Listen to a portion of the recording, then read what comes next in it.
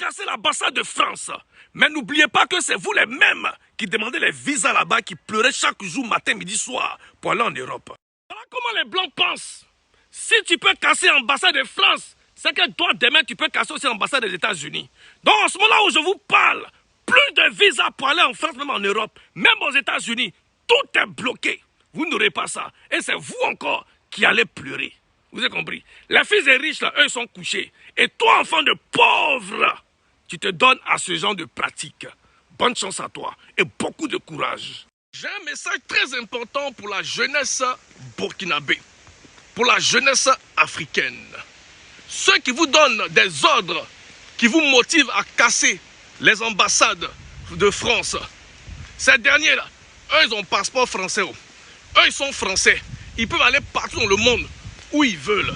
Vous avez compris? Le panafricanisme, ce n'est pas détruire les biens qui nous servent. Ambassade là, c'est vrai que c'est les Blancs qui sont là-bas. Mais c'est pour vous. C'est pour vous les Burkinabés.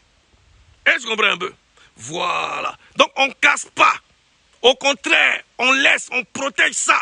Parce que c'est sur la terre burkinabé. Les Français qui vont partir là, ils ne vont pas partir avec l'ambassade là. S'ils laissent là, ça va vous servir.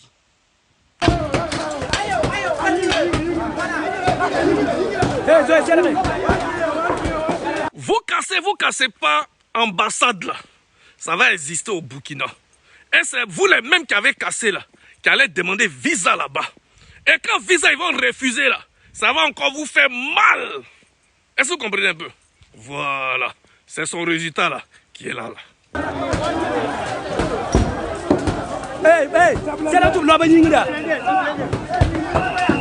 Toutes ces personnes qui sont sur les réseaux sociaux, qui vous poussent à faire ce genre de trucs là, eux ils sont à la maison. Kémy Séba là, il est chez lui à la maison là-bas. Il n'est pas avec vous. Et c'est vous qui cassez. Kémy Séba, comme je l'ai dit, il a son passeport français. Son passeport français. Il s'en fout. Il peut aller partout où il veut. Si on l'a chassé ici, il peut aller se cacher là-bas. Maintenant, comme Kémy Séba aime trop l'Afrique, s'il a gros cœur, il n'a qu'à renoncer à son passeport français. Il vient prendre le passeport burkinabé, le passeport malien, pour rajouter sur pour lui là. Et puis il va sûrement circuler avec ça. Est-ce que vous comprenez un peu? Mais son passeport français là, ça lui coûte cher. Et il a ça précisément. Panafricain, panafricain, panafricain. Mon œil, oui. Mais toi, et toi, celui qui s'est assis devant son écran de téléphone comme moi, comme ça là, lui qui vous pousse à faire des bêtises là, lui n'est pas avec vous. S'il est trop fâché là, il prend un transport, il vous trouve là-bas. Sur le terrain même, il fait une vidéo. On sait qu'effectivement, c'est celui qui a fait la vidéo là. C'est un dur. Mais non, ils sont là-bas et ils vous donnent les stratégies. Faites ça, faites ça, faites ça. Bête que vous êtes, vous le faites. Et vous cassez. Vous êtes cassé, c'est pour qui? C'est pour vous. C'est pour vous. Parce qu'à l'ambassade là, ils vont retaper. Ils vont mettre ça encore en place. Vous avez demandé un visa. Ils vont refuser. Et c'est vous qui allez pleurer.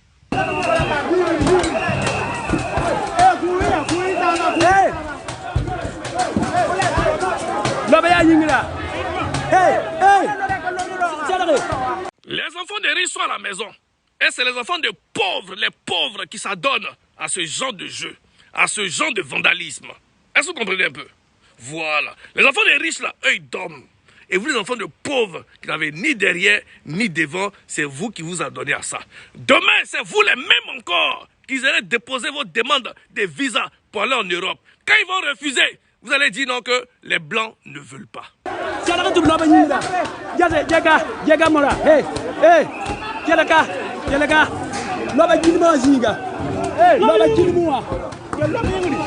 Kémy Séba et autres que vous suivez là, eux ils ont des passeports français.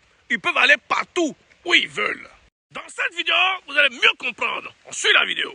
On ne peut pas faire cette vidéo-là sans parler d'Etab, l'enfant de Cocody, Eric Taba, l'ambassadeur Eric Taba, chef protocole de son excellence Alassane Ouattara.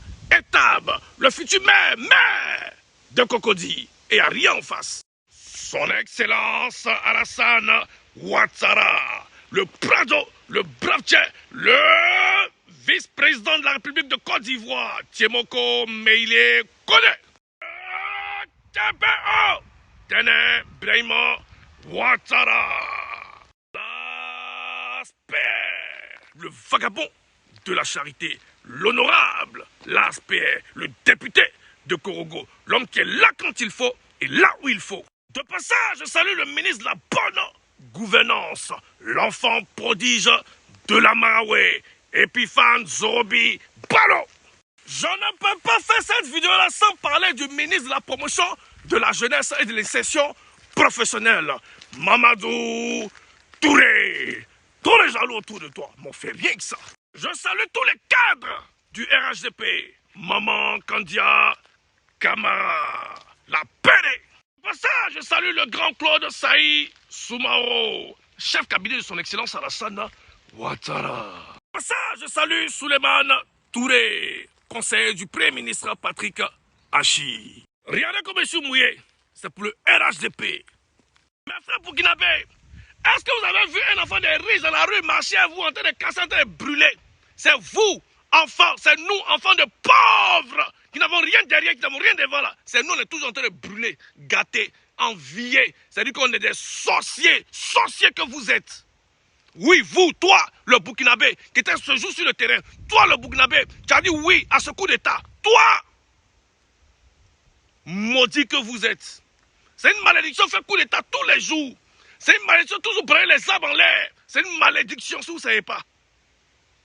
Mais comment est-ce que vous enlevez un président qui a été élu démocratiquement par le peuple burkinabé, Roch Kaboré, pour mettre un président de transition?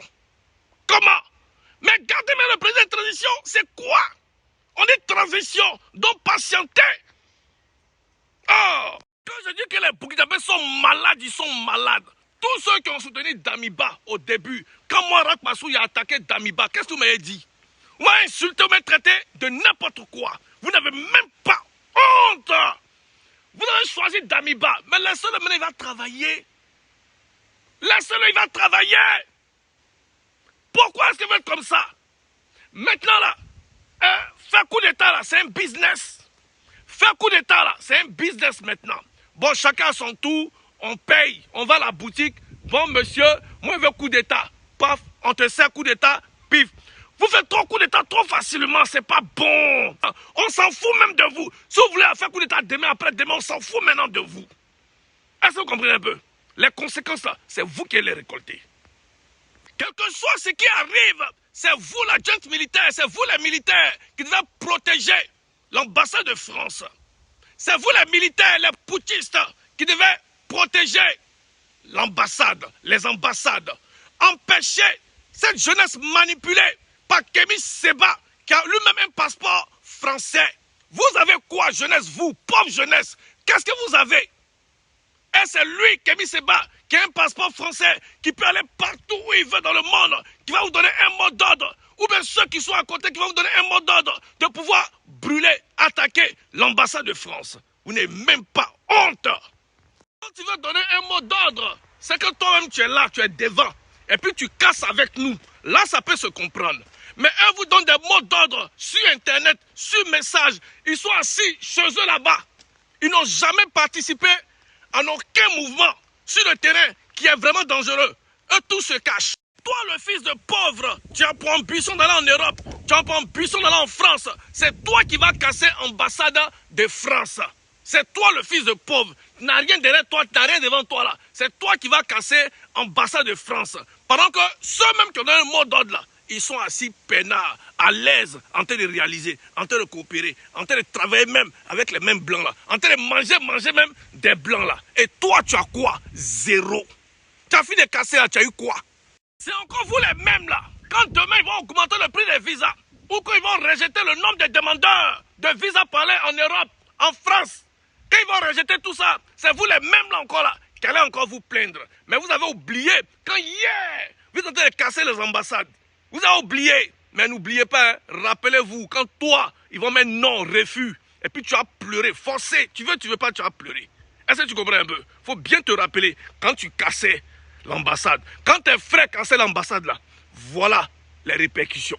Certaines personnes ici qui n'ont pas compris mon message, où j'ai dit diviser, division, que la France a bien fait, l'Europe a bien fait de pouvoir diviser nos frontières. Tu peux vivre avec ton frère, et puis il est engaçant, c'est un voleur, il est impalable, il t'envoie toujours des problèmes.